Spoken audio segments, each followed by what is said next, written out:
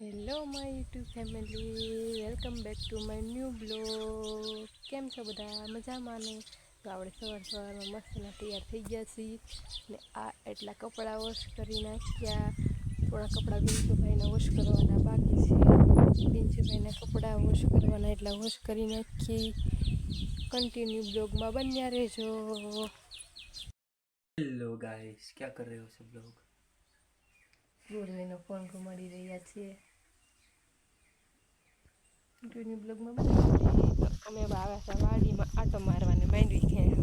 અમારે બધાને માંડવી ખાવી હોય તો હાલો. માંડવી લઈને જાય છે આગળ આગળ. હું પાછળ હાલી જાઉં છું.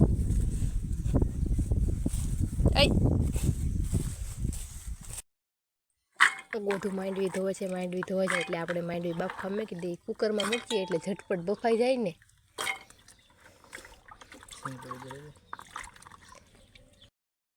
આપણે કુકરમાં જો માંડવી બાફવા મૂકી દીધી છે, ગેસ ઉપર ચડાવી દીધી છે.